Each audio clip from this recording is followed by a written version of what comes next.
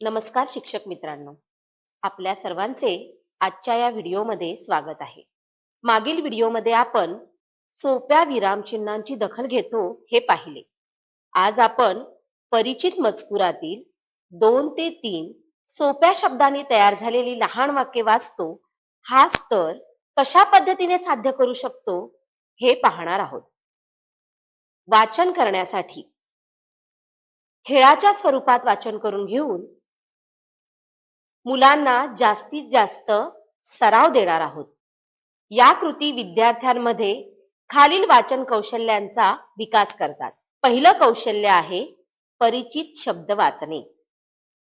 2 ते 3 अक्षरांचे शब्द, उदाहरणार्थ आई, तो, ती, बाळ, झोपतो.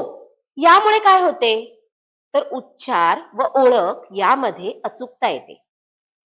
दुसरं आहे लहान वाक्य वाचन.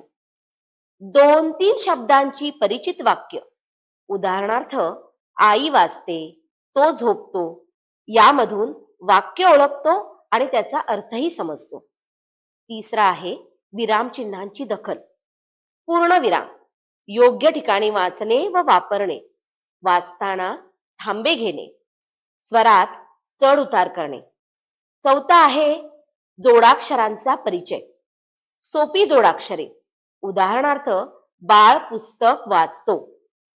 उच्चार अडखळल्यास शब्दांचे विभाजन करून समजावणे. पाचवा आहे शब्दांचे वाक्य रूपात संघटन. भाषांच्या साहाय्याने 2 स्वतंत्र शब्दांचे एक वाक्य तयार करणे. उदाहरणार्थ तो अधिक झोपतो म्हणजेच तो झोपतो. हा स्तर प्राथमिक वाचन इयत्ता 1 व इयत्ता 2च्या विद्यार्थ्यांसाठी योग्य आहे. यासाठी आपण एक मजेशीर आणि महत्वाची कृती पाहणार आहोत आणि तिचे नाव आहे शब्दांचे गाव आणि फाशांची गंमत. आणि त्यासाठी मला साहित्य लागणार आहे ते म्हणजे हे तयार केलेले फासे. या फाशांमध्ये मी हे लाकडाचे फासे तयार करून त्यावर शब्द, क्रियापदे, विशेषण, सर्वनाम या सर्वांचा वापर करून हे फासे तयार केलेले आहेत. हे फासे लाकडाचे बनवलेले आहेत, पण आपण कागदी स्वरूपातही या प्रकारचे फासे तयार करू शकतो. एका गावाचं नाव होतं शब्दांचा गाव. त्या गावामध्ये फक्त लहान वाक्य बोलली जायची, जसे की राम आला, आई ये, गाय शेतात चरते. आणि त्या गावातल्या लोकांचा सगळ्यात आवडता खेळ होता शब्दांचा फासा. या कृतीसाठी आपल्याला लागेल शब्द लिहिलेले फासे. आता बघा, मुलांना सापशिडी आवडते आणि मुलं आवडीने खेळतात. तशा पद्धतीचेच हे फासे तयार केलेले आहेत. फक्त या फाशांवर लिहिलेले आहेत ते शब्द.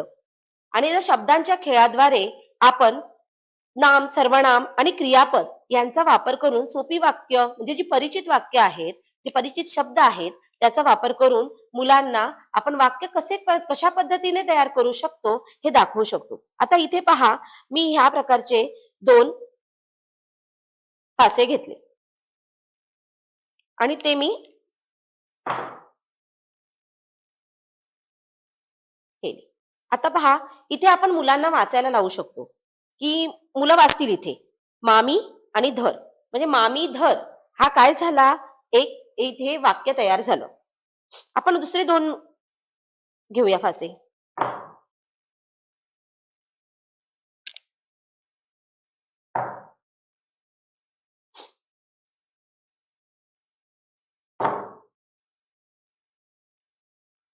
आजोबा गोष्ट करतात. आता ही करतात, मुलं मुलंच सांगू शकतात की इथे हे वाक्य तयार होत नाही. मग आपण पुन्हा फासे टाकू शकतो. मावसे फुले घेतात. नाही, हे पण वाक्य नीट होत नाही.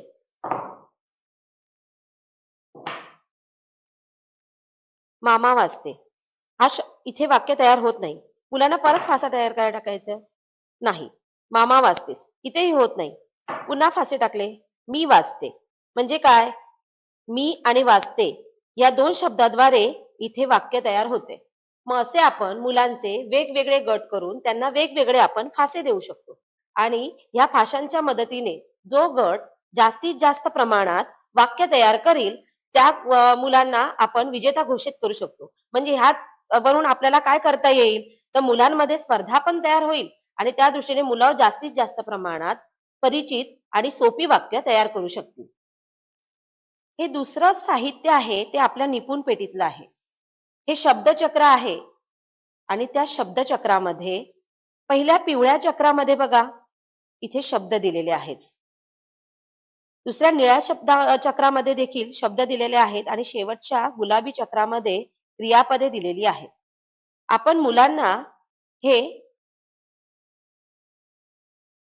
खेळायला देऊन त्याद्वारे वेगवेगळी वाक्य तयार करायला सांगू शकतो. जेणेकरून इथे पहा, वंदना ही तिन्ही चक्र जर आपण फिरवली तर त्याद्वारे आपण योग्य अर्थपूर्ण वाक्य तयार करू शकतो. हे आपण इथे विद्यार्थ्यांना दाखवू शकतो. उदाहरणार्थ बघा, इथे तो घरी गेला. हे जर मी हे पहिलं चक्र फिरवलं आणि हे शेवटचं चक्र फिरवलं तर इथे पुन्हा वाक्य तयार होऊ शकतं, तू घरी गेली. अशा पद्धतीने आपण मुलांना गटकार्यामधून जो गट जास्तीत जास्त अर्थपूर्ण वाक्य तयार करेल त्याला विजयी घोषित करून स्पर्धात्मक स्वरूपामध्ये विद्यार्थ्यांना वाचनाची आवड निर्माण करू शकतो. या कृतीतून आपण पाहिलं की आपण शब्दापासून वाक्य, वाक्यापासून गोष्ट आणि गोष्टीपासून खेळकर वाचन आपण काय करू शकतो, मुलांकडून करून घेऊ शकतो. त्यावर एक छोटीशी कविता आठवली. फासा फिरला शब्द मिळाला, फासा फिरला शब्द मिळाला, गोष्टीत वाक्यरंग फुलून आला. फासा फिरला शब्द मिळाला, गोष्टीत वाक्यरंग फुलून आला. खेळता खेळता शिकतील सारे, ज्ञानदीप उजळतील सारे. धन्यवाद.